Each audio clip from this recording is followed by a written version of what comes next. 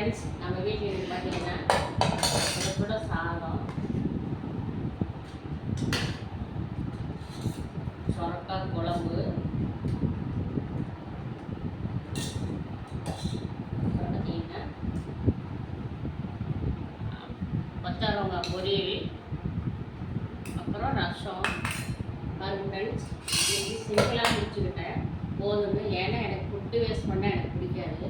அதனால் நம்ம சிம்பிளாக செஞ்சு சாப்பிட்டுக்கலான்ட்டு. ஆனால் பார்த்திங்கன்னா இந்த சாப்பாட்லேயே அணிலுக்கு குருவிக்கு நம்ம தெருவில் இருக்கிற குட்டி நாய்களுக்கு சாப்பாடு வைப்பேன்.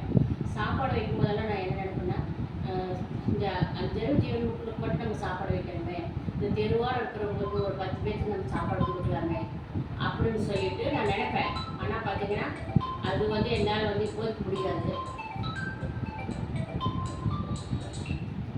ஆனால் உங்களோட ஆதரவு இருந்ததுன்னா கண்டிப்பாக நான் 10 பேர் நான் 50 பேருக்கு நான் சாப்பாடு கொடுத்து உங்களுக்கு வீடியோ அனுப்புகிறேன்.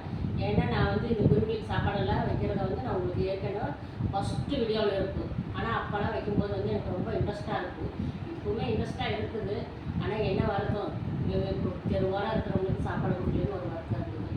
நான் கண்டிப்பாக உங்களோட ஆதரவு இருந்ததுன்னா நான் கண்டிப்பாக தெருவாராக இருக்கிறவங்களுக்கு 10 பேர் 40 பேருக்கு சாப்பாடு கொடுத்து உங்களுக்கு வீடியோ அனுப்புகிறேன். Okay bye. வாங்க சாப்பிட்லாம். இப்போ சுட சுட சாதம், சொரக்காய் குழம்பு, கொத்தவரங்காய் பொரி, ரசம்.